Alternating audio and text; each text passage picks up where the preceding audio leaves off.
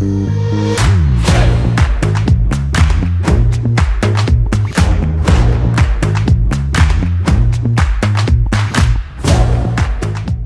between everybody that you see here, we've probably covered brought to you pretty much any news story that you can think about over the course of the past 30 years or so. Shining a light, hearing voices from people where they've needed to be heard, breaking stories, making stories. I think, though, Sam probably wins on the story to dine out forever on. I think you deserve a round of applause for that. That's very kind. So let's start then by talking about why what we're here about is so important, and that is a good ecosystem of news that we can trust, of impartial news, well-funded. And I'm sure you'll all liberally pepper your answers with some good examples from the work that you've done over the time to illustrate it. Do you want to go first, James? Are you going to be all right? Two mics. I'm going to get rid of one. Okay, not a problem. The one thing I want to say, just Mark, I thought that was really interesting. I don't know whether or not there has been a study which ranks the CMOs of the S&P 500 or the FTSE 100, because I think genuinely it would be really interesting to know which are the brands that are most news shy, and also if you're us, you're really interested in the ones that really are engaged in the news, could make a massive difference to the economics of news businesses. So if Stagwell is interested in doing that, we'd be interested in reading it. Joanna, I'll give you a short version on the purpose and value of news. Mm-hmm. Good choices. So I subscribe to the old Thomas Jefferson view. He, I think, articulated it, better part of 3 centuries ago, and he was right then and right now, which is that this belief that if you had a choice between a nation that had a government or a set of newspapers, as long as the newspapers were available and read by everyone, you'd choose to have newspapers because it would enable citizens to make good choices. And I think fundamentally that's the case. Our job as journalists is to try and provide information that is, both enlightening and enjoyable, but the deeper public purpose is that it gives individuals the ability to make good choices. Mm-hmm. Thanks. I see the value of news really acutely when I'm working in places like Ukraine, and particularly working in those bits of Ukraine where they haven't had proper news because it's been occupied by Russia. Recently I was actually inside Russia, the bit that Ukraine had liberated. And so we can take it for granted because we're bombarded with news and we're bombarded with information. And if anything, we have too much. And the challenge for us is working out, what is true and what isn't. But in those incredibly tightly controlled spaces where people don't get access to any kind of independent media, then actually you see the consequence of what James was talking about, but of the opposite, of not being able to make good choices, of not being able to make informed decisions, and really having a very warped and skewed world view. And so, for me, working in Ukraine over the last 2.5 years, and in that little pocket of Russia, has been extraordinarily eye-opening. And has actually made me really, really proud of being a journalist and really, really proud of doing that sort of work in those sorts of conditions. I think being a journalist is just getting tougher and tougher by the day. I think when I started my career about 15 years ago, just around the time when the financial crisis happened, and I remember at that point of time, the mentality very much being, let's report on what's happening, very much real time, which is what we still do. But with the change in technology, with AI and trying to understand what actually AI can do, one, and second, how consumers are consuming news, I think it's more important than ever that journalists now are having to pull back and think about, what is it that my audience wants? How is it that I can give them? What value add am I doing to this story? What is it that when a reader comes and reads the story, they take away and say, right, I read this really interesting piece of information and it educated me. So I think just becoming more of educators as opposed to just being publishers, I think that's where the change is happening. And as journalists, we're kind of leading the flag on that. So for me, there are two things. The first thing is news is a privilege. To be in an advanced democracy where we have access to news is an absolute privilege, apropos what you've been saying. And we should not take that for granted because we can lose it just as easily as we enjoy it. And the second thing is, in terms of the research that's just been presented, please trust the audience. have faith in them, have belief in their ability to digest information comprehensively, trust their intellect and their capabilities, and give them autonomy. So news matters, and the audience has autonomy, and those are the two things that I'm most passionate about. Yeah, I trust the audience, and then I go and look at X. Get off X, Matt. And I agree with everything we've heard so far, perched on these stools that I haven't sat on since Take That and I were last on tour. But in all seriousness, I'm going to counter some of what we've heard already, because you don't have to be serious to be taken seriously. And we can talk about quality news. And I thought it was interesting, Mark, in the research, hard-hitting stories. Well, people are just as interested in Taylor Swift and how she shifts the economy. And I'm open to that kind of stuff. I'm open to the human stories, which doesn't make me the guy going to be shot at in Afghanistan, although I was, but we won't talk about that. So I think, yes, it's a privilege. Yes, it's important in a democracy. Yes, I think about people in Ukraine, or certainly Russia, having limited access to knowing what's really going on. But I think we should be honest about what people really care about as well. And while we're doing stories about macroeconomics, the pound in their pocket is what matters to most people right now in a cost of living crisis that continues, and what is a brand of austerity that Labour are going to go after, and all that kind of stuff. How it is relevant to the audience, what they care about, really care about, is what I care about. I think some of us here have been in this industry for 3 or 4 decades, and there are waves in that period, some of which feel negative for news and some of which feel more positive. And I think we are in a really positive environment, because people have seen the alternative to not having trusted news. And if you look at politics in America around particularly the rise of Donald Trump, if you look at the Brexit referendum, if you think about how news organizations covered COVID, people have realized the value of news. And at times that hasn't been as true. And the duty there, Sam, to build on your point, is that we haven't always listened to the audience in the way that we should have done. And it has meant, Matt, that sometimes we haven't been as varied as we should have been. We haven't had the correct mix of voices. And we've slightly waited for the new creators to show us the way to an extent. But in the end, that is not journalism. It might be lovely storytelling, but do I know it's true? So one small example of that. When Princess of Wales went through her cancer diagnosis and then treatment, I just went onto TikTok to look up the Princess of Wales, or Princess Catherine, to see what did TikTok tell the world was happening to her. And there was video after video after video after video of completely bogus information, all created and looking like informed news. People sounded authoritative. They'd copied many of the storytelling techniques that we all use on this platform. And it was all rubbish. And I think in the end, as you say, Sam, you've got to trust the audience. Very few people want to be stupid. But our storytelling has to change. The way we engage people, the voices we use, the subjects we choose. Because I think it's fantastic, the research that we are seeing here, and is a positive aspect. But we also know people do avoid the news. And we have finally, in this decade, responded. If you think about James's new business, Tortoise, I was involved in the launch of the news movement, which was a social media first, is a social media first news business aimed at Generation Z. How do we rethink the way we tell the news for the future? You see the developments at the BBC, at Sky, what news organizations like The Sun and others are now doing in social media spaces, in online spaces, to tell news differently. And people are coming back.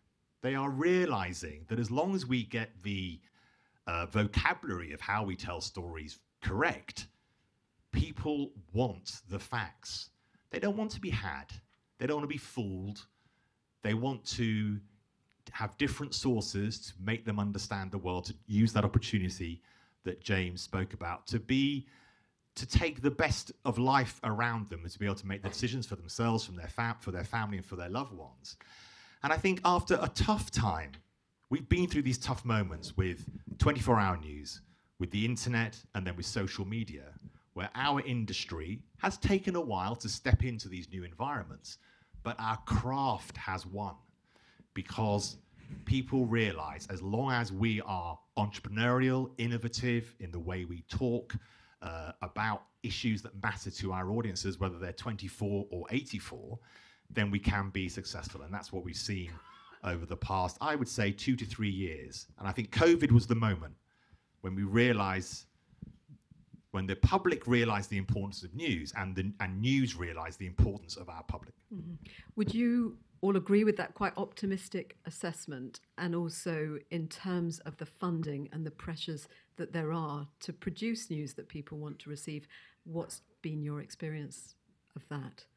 We were talking actually a moment ago, Jerome, about even you as a war correspondent find the clickbaity stuff is something that comes along and well, I haven't had to do clickbait war corresponding, but what I'm very aware of is that people are often surprised that I do this sort of war corresponding for The Sun, and the people who are surprised are the people who don't read The Sun, and that's interesting because those are the same people who tend to hate The Sun, is the people who've never picked it up and never read it. I'm a huge fan, but I'm acutely aware that The Sun is a business that makes money by providing that unique mix of showbiz and sport and celebrity and politics and news. And it's that which enables me, at quite significant expense, to go to Ukraine, to travel around, to spend long times. I spent about 6 months, probably at least over the last 2.5 years, inside Ukraine, and most of that time on or near the front lines. And that's expensive. That takes investment. And a couple of the broadsheets have people there the whole time, but there's no other popular newspaper, red top or mid-market paper, that's made that same investment. So it's not my job to be across the business of the newspapers, although obviously I have a keen self-interest in knowing whether or not they're working. I'm really lucky and really a beneficiary of the fact that curated mix, and I think curation is absolutely key to the future and survival of news brands, but I benefit from that, and so I'm a big fan of it. I started news in 1999, and in the whole 25 years since then, most of the places I've worked in have been making cuts to their budgets. The BBC, when I was around there at the time, I'm sure James will talk about that as well. They needed that money for Strictly. Look what happened there. Channel 5 News I worked at, which had Channel 5 News and I worked there, would get $1 million a night, which most broadcasters would kill for right now. So there was an audience. But against that backdrop of almost constant cuts, and by the way, Sky looks at costs as well. Since Sky was bought by Comcast a few years back, they confirmed they would bankroll Sky News for 10 years. We're roughly halfway through that period. So kind of needs to wash its own face. In that whole time, I don't think people have lost interest in news. There's just less money spent on it, unfortunately. And I do think that is a problem for all the reasons we have talked about, not least my salary. So one of the things I think is really important, and that you've been speaking about this just now, is there has been, I think, historically a snobbery about news. A kind of like an intellectual snobbery. And one of the things, if any of you have watched the movie Scoop on Netflix about my life, sorry, shameless, but nonetheless, is that snobbery is very dangerous to news. I've always said since I was quite a little girl, that I love Cosmo, and I love Camus, and I feel the audience is also very interested in Love Island, and they might also be interested in Josephus, whoever he is, but it sounds impressive. And I think that disconnect with the breadth of the audience has been very dangerous for news. And there is nothing wrong with doing an interview with someone like Prince Andrew and having a 48-minute special on BBC, and doing, a special in The Spectator and, The Guardian and The Sunday Times, and also seeing it take off on TikTok and on Instagram, and to have 1,000 memes about sweating in Pizza Express. You do not have to choose. Let's enjoy having an audience across all of these things, and let's not be snooty. If people are consuming news, I am grateful, however the form is. Yeah, I think just to add to that, I think the way people are consuming news and how we understand audiences there's been a lot more awareness about that in the last few years. I remember in my previous jobs, we would barely care about who's reading a story. You would just write because you thought it was important, and just move on and kind of go on to the next story. However, in the last 5 years that I've been at BI, I think one of the things that we really lean into is how many people are reading it? What are people reading about? What is it that people care about?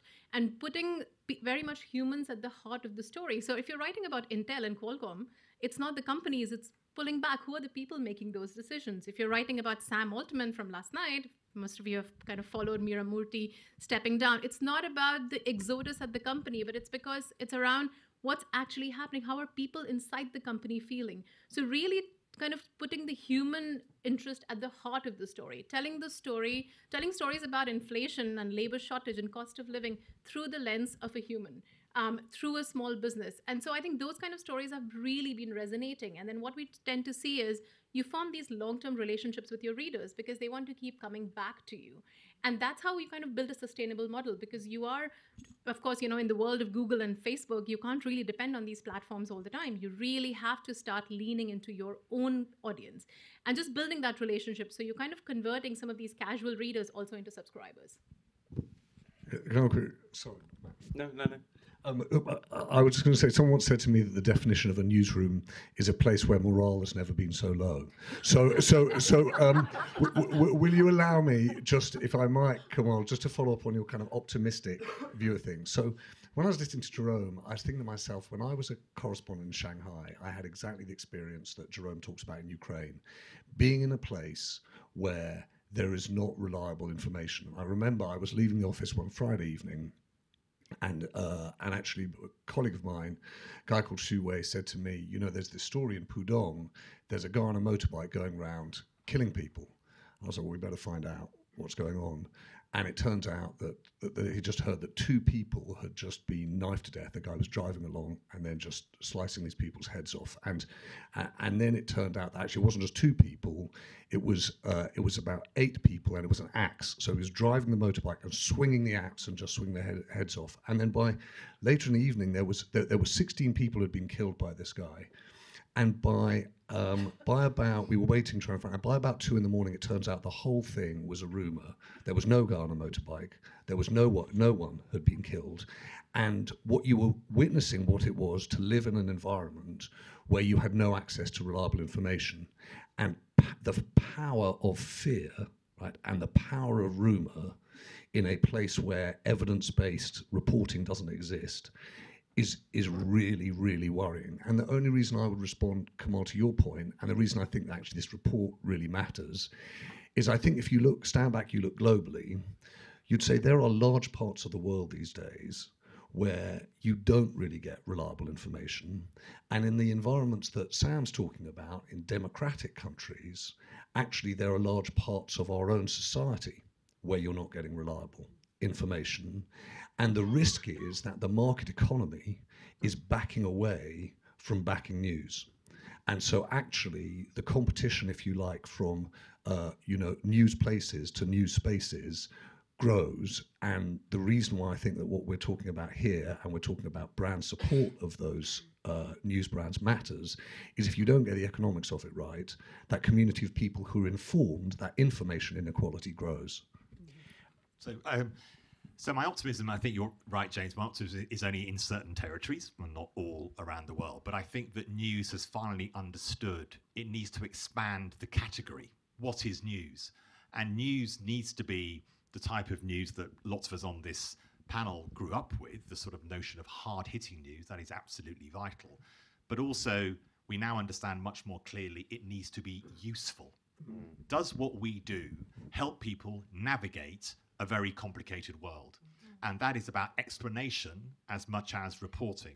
So the reason I am optimistic is because we are eventually starting to understand that. When I was editorial director at BBC News, we introduced explainers, building on a lot of the work, James, you had done when you were director of news at the BBC.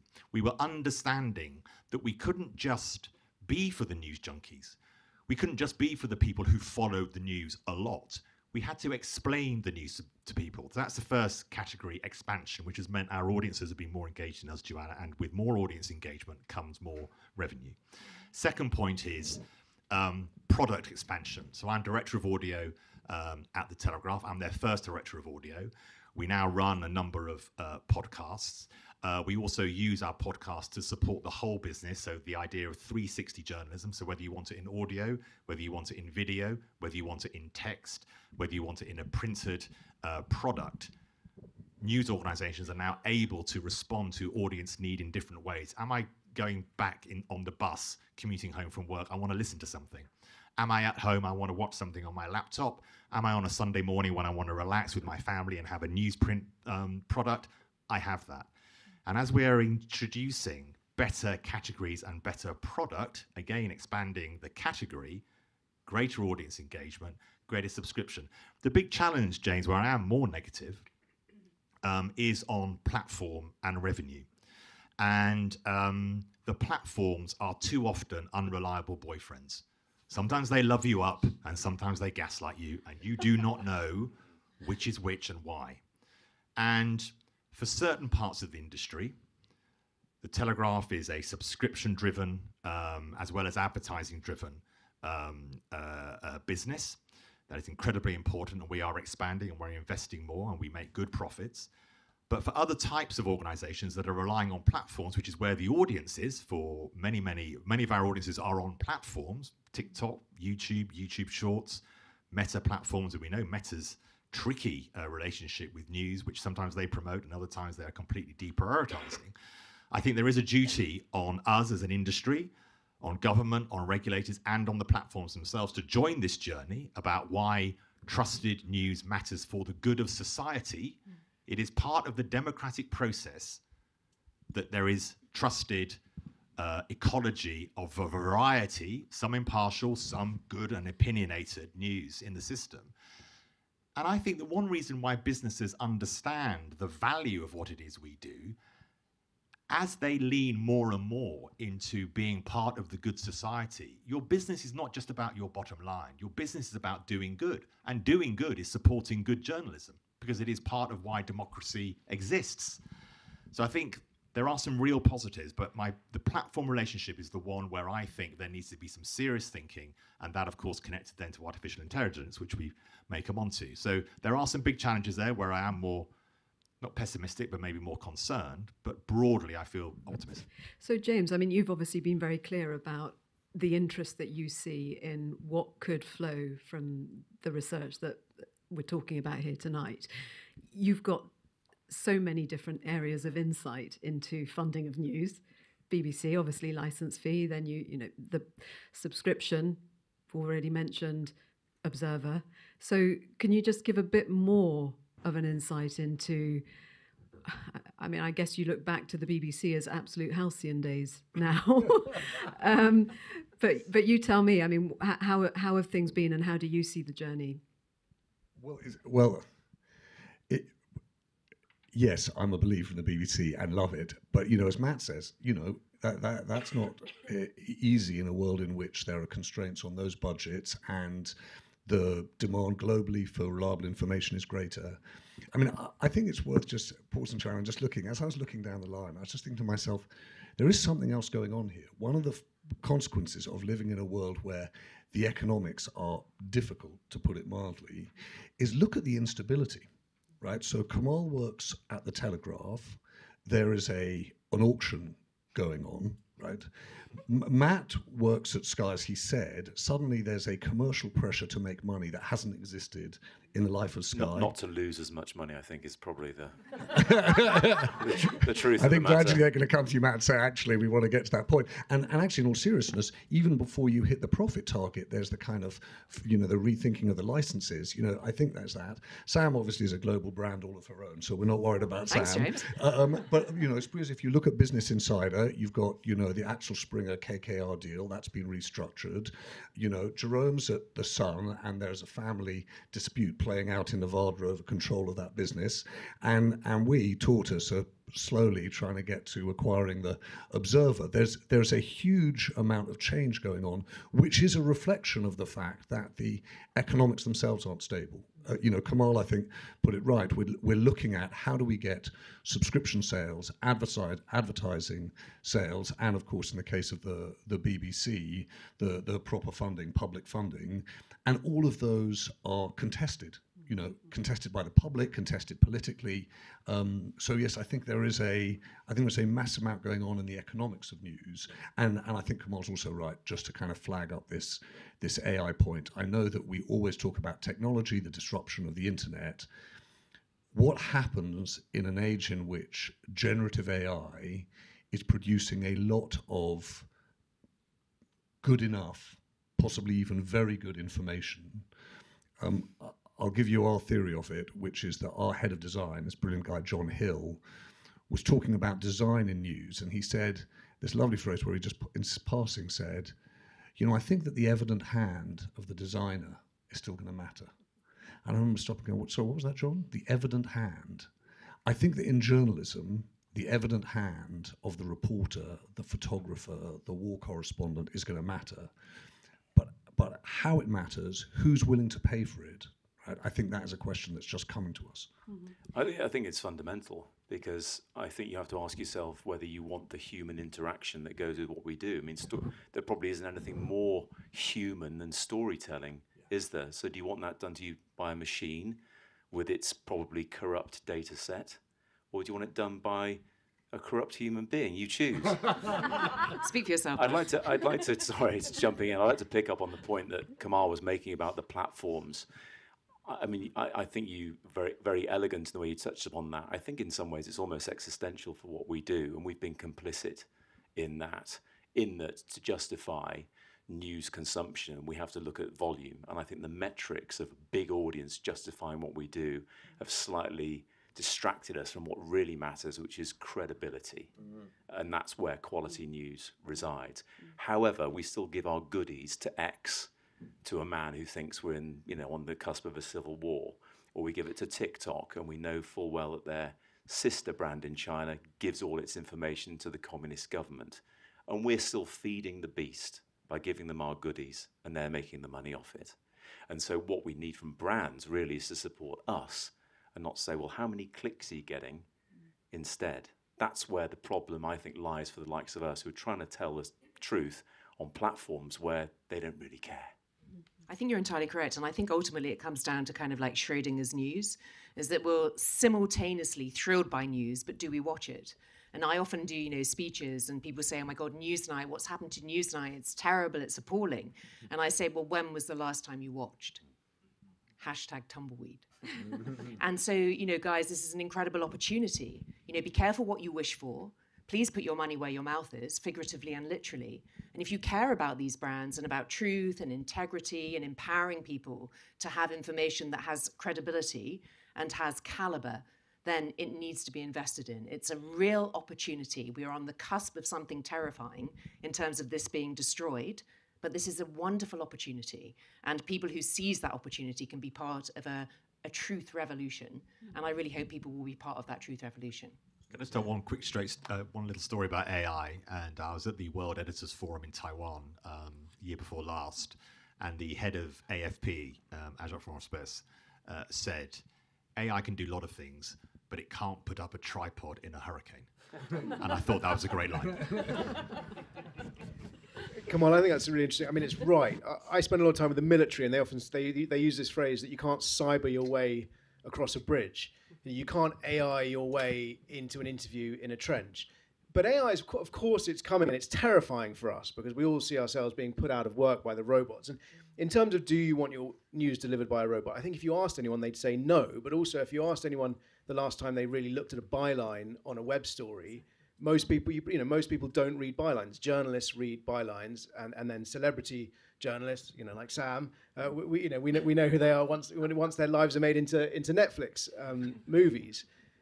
But I'm not worried about AI in one sense because there is going to come a point, it probably already exists, that a robot can turn AP or AFP copy into perfect Sunese, into perfect tabloid copy, and that will happen. And there will come a point as much as we might not like it when stories are written by robots or by algorithms.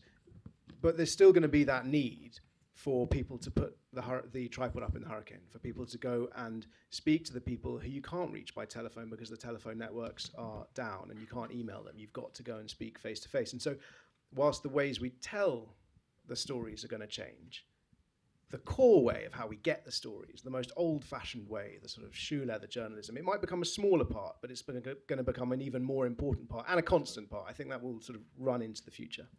I think one of the things, we're already seeing AI encroach on our space quite a lot on a regular basis, and how we're having to constantly pivot. I'll give you an example. In the olden days, when I say olden days, probably last year, was whenever something news, something would break, we'll all be, and all of us sitting here will probably be looking at how to own the SEO.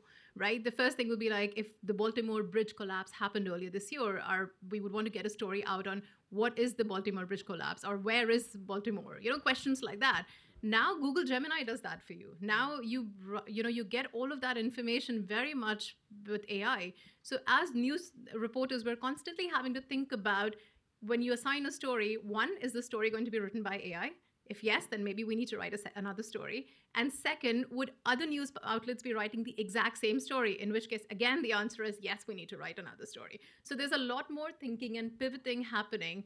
But again, is that enough? And again, what we're fighting with, we don't know. We don't know how consumers are going to be using AI. We don't know what this new AGI is going to look like. We can see that things like ChatGPT is getting smarter and smarter by the day. So yes, we definitely, our research has shown that people love reading about people. So we want to kind of really put people at the heart of everything we do. And we're hoping that, that kind of continues to stay on.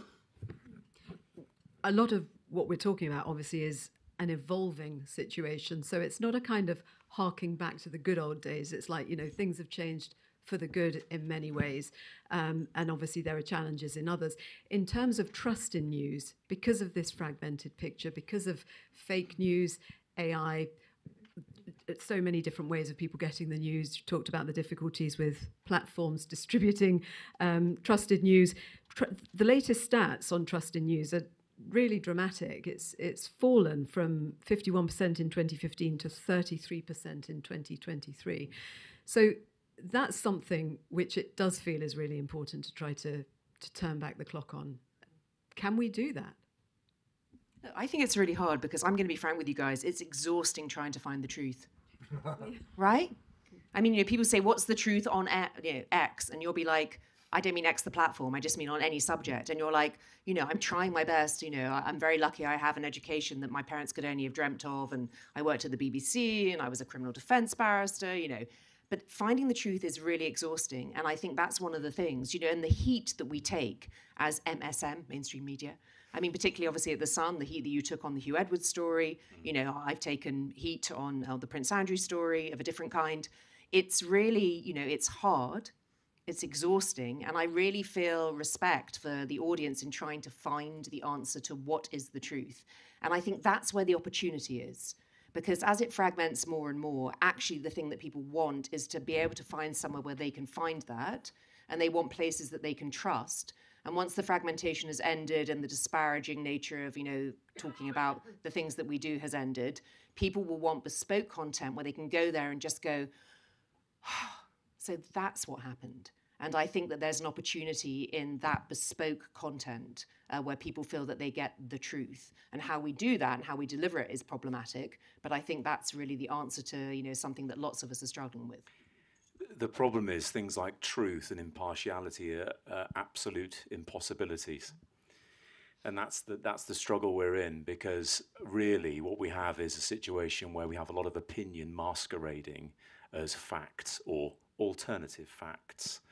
Okay, you only have to look at, cats and dogs being eaten by Haitians in Springfield, Ohio to know that, and then see J.D. Vance admit they were making shit up to get interest. That's what we're up against. Because as much as we would love to trust in the audience, I don't know if people looking at X or TikTok realize that they're being fed bullshit. That is really the problem. So we can talk about truth, but in their eyes, whose truth is it? Which is ridiculous. There are still people who think the earth is flat. That's kind of what we're up against. And it's the noise from the margins that is crowding the sensible middle way to what actually getting close to an absolute truth or absolute impartiality is. That is what worries me and keeps me awake at night. I want to, well, you speak, James, but I also want to give the audience an opportunity to put questions to our brilliant panel. So if you want to put your hands up, if you've got questions, and James, you just say what you were going to say then. I was just going to say, we're tiptoeing around two big things here. One is, what do we think is the expectation on platforms themselves, right? And it's not going to be voluntary. It's going to have to be required by either society or government in some form. And the second thing, just circling back to the starting presentation from Mark, which is, what's the responsibility of brands and marketing spend? Where do they put their money? Joanna, can I just say as well, this on the trust thing, just slightly give it a different spin, is that there is the norm line has lowered on trust in all institutions and all things that thought they should be guaranteed trust. And the way that we in the media, in the news media, have to respond to that is by making the material we do more valuable, more useful, and more varied, to have different voices. People are less trusting of people who used to hold all the levers of power. Mm-hmm.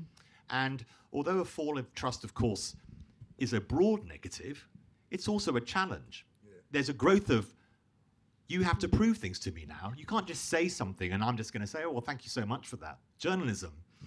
At the BBC, James, you launched Reality Check, which I then ran, which was about trying to show how we do our work. It's now become Verify, how we do our work and how we check things. So Donald Trump says something, and we go and we check it and we say, is that right? And so if we can become more useful, more engaged, and tell a broader variety of stories that, Sam, to your point, are not just floating in one class with one set of people, then that trust will come back to us, as long as the audience see themselves reflected in the work that we do. I'm really sorry. We could just keep talking. I think we need to. Have you met us? You can't shut up a group of journalists, that's for sure. But no, I mean, it's been absolutely brilliant. So much experience, so many varied perspectives, and a lot to keep talking about. So it's a conversation that obviously has to keep going, and it will be going on in another form. We're departing, but the marketeers are going to come up next to take on some of the issues that we've been talking about there. So I'll just introduce the next panel, and it is talking about why news works for brands. The moderator of the panel, Lou Pascalis, Chief Strategy Officer at Adfonts Media, Ross Easton, a Director of External Affairs, Mark Evans, Marketing Society Honorary Fellow and Executive Marketeer, and Tina Fegent, Marketing Procurement Consultant, and also Dan Gardner, Co-founder and Executive Chairman of Code and Theory. So we will make way for them, but for now, just say thank you to this wonderful panel. Thank you, Joanna. Thank you. Thank you. Thank you, Joanna. Thank you.